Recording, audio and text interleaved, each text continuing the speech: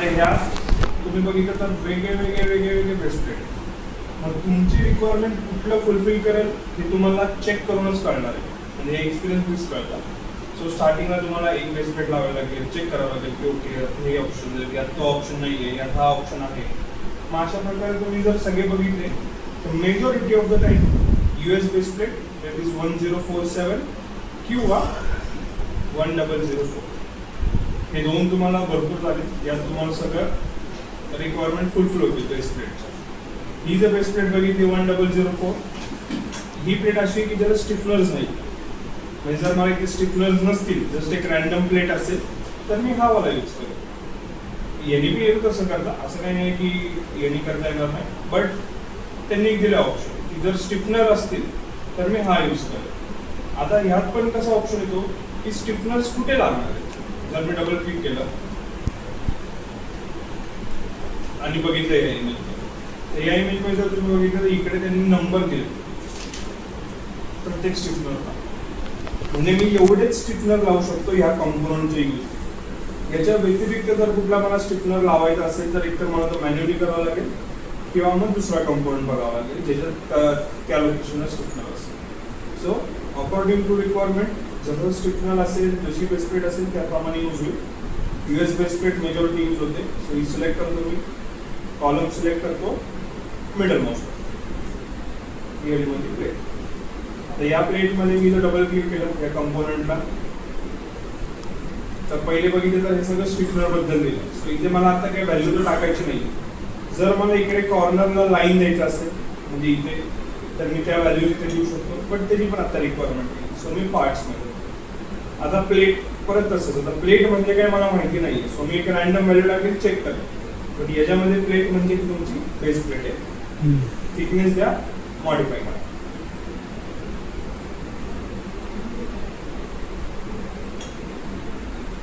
आणि हे मी ठेवतो object select components, not object in component. So मला प्रत्येक वेळेस सिम्बॉलवर जाऊन क्लिक करायची गरज नाही. मी प्लेटला जरी डबल क्लिक केलं तरी हे ओपन. आता मला स्टिफनर्स पाहिजे, सो मी व्हॅल्यू टाकून ठेवतो. पण जसं आपण काल डिस्कस केलं की जरी तुम्ही व्हॅल्यू प्रोव्हाइड केली तरी कधी कधी एलिमेंट्स क्रिएट होते, नाही झाले स्टिफनर्स. म्हणजे याचा अर्थ काय, जरी मी व्हॅल्यू टाकली पण स्टिफनर क्रिएट नाही झालं, याचा अर्थ काय,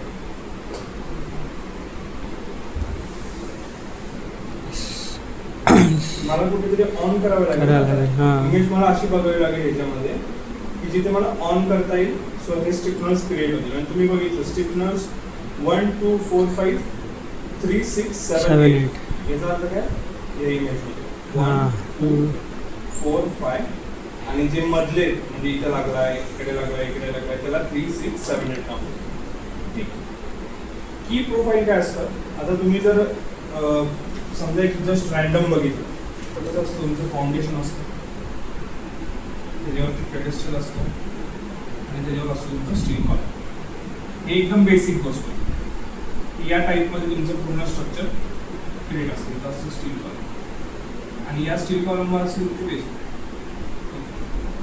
बट आता जर तुम्ही बघितलं या बेस प्लेटचा आणि याचं काही असं म्हणजे आहे का, अँकर रॉड सोडले तर तुम्ही अँकर रॉड टाकले, या व्यतिरिक्त दुसरं काही कनेक्शन आहे का, नाही. तर बेस प्लेटला खाली शिअर की नावाचा प्रकार आहे. ऐकले शिअर की, जो वरती कॉलम असेल त्याचाच एक छोटासा पार्ट खाली लावतो. तर हे असं इथे पॉकेट असतं ज्याला शिअर पॉकेट म्हणतात. त्या पॉकेटमध्ये ती की जाते आणि नंतर मग ग्राउंड भरतात. सो हे पूर्ण पॅक होऊन जातं. तर मग शिअर की जर मला बेस प्लेटला प्रोव्हाइड करायची असेल तर ती या की प्रोफाईलवर, आणि जे वरचा मेंबर असतो मोस्टली तेच खाली सुद्धा द्यायला लागतं. सो मी खाली सुद्धा ISMB 400च घेतो. अप्लाय ओके मॉड या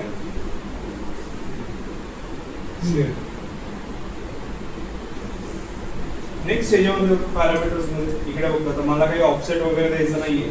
शिअर कीची डेप्थ मला पाहिजे 250 200 to 250 पर्यंत असते. सो 250 दिले.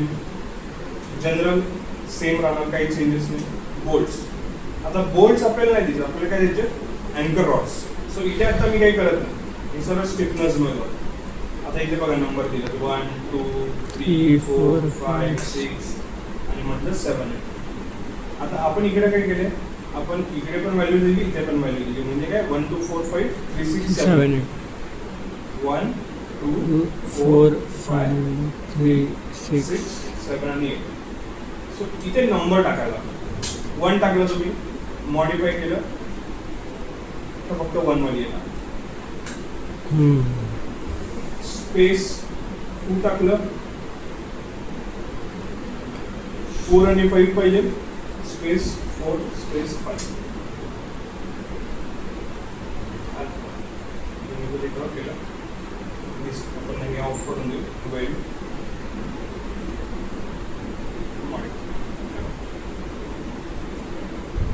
मग समजा मला 7 आणि 8 पाहिजे, स्पेस 7 स्पेस मध्ये आलं. सो जशी रिक्वायरमेंट असतील त्या रिक्वायरमेंट प्रमाणे इथे नंबर टाकायचे, ते स्टिफनेस तुमची क्रिएट. आता मला पाहिजे अँकर रॉड, मी अँकर रॉड मध्ये. मग अँकर रॉड मध्ये आलं, लेट्स से मी अँकर रॉड प्रोफाईल सिलेक्ट करतो. मग जसं बीम मध्ये आपण करतो त्याचप्रमाणे 24. नंतर नट प्रोफाईल सिलेक्ट करतो, नट सिलेक्ट करायचा.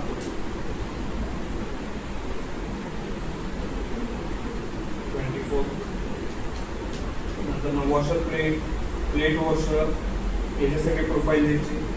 ग्राउट जर तुम्हाला दिला असेल, ग्राउट थिकनेस द्या, लेट्स से 50 असेल 50 द्या.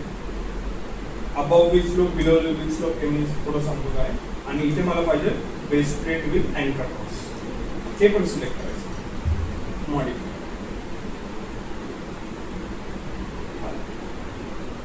अँकर रॉड आले, ग्राउट आला, शिअर कॅरी सगळं.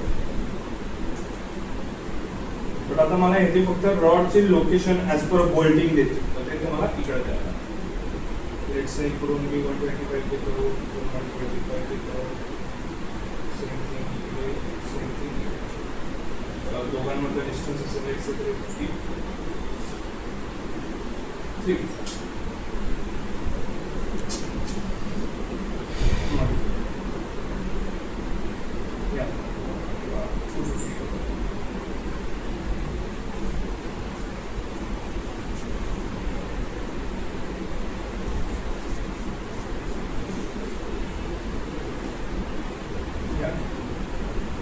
आता यावरती मला वॉशर प्लेट वगैरे सगळं पाहिजे, पण अँकर रॉड इकडे ऑप्शन.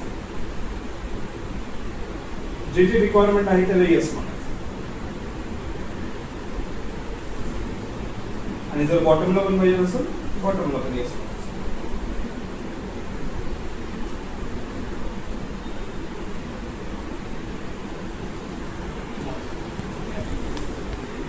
माझं समजा बॉटमला नाही आलं, तर बॉटमला इकडे बघा तुम्ही वेगवेगळे ऑप्शन्स दिले.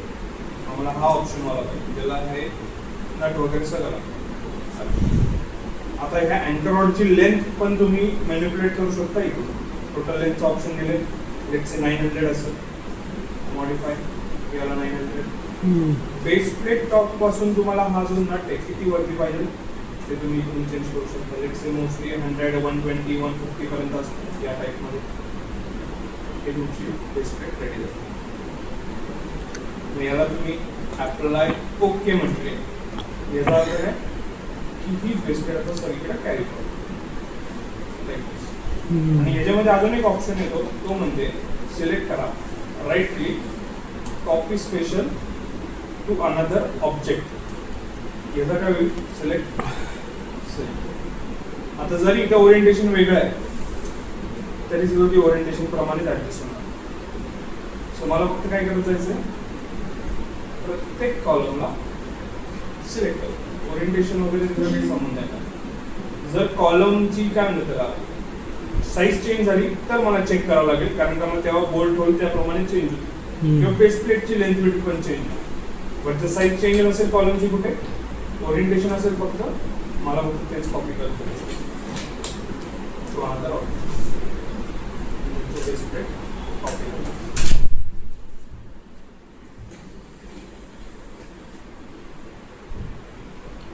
क्लिअर आहे? पूर्ण रेस्पेक्ट. यात का मला काही क्वेश्चन? क्लिअर आहे रेस्पेक्ट? आता आपण आहे ना नंबरिंग बद्दल बोलूया. नंबरिंग हा खूप इम्पॉर्टंट पार्ट आहे. थोडं लिहून घ्या जरा स्टेप्स त्याचे, म्हणजे ते तुम्हाला जमलंच पाहिजे.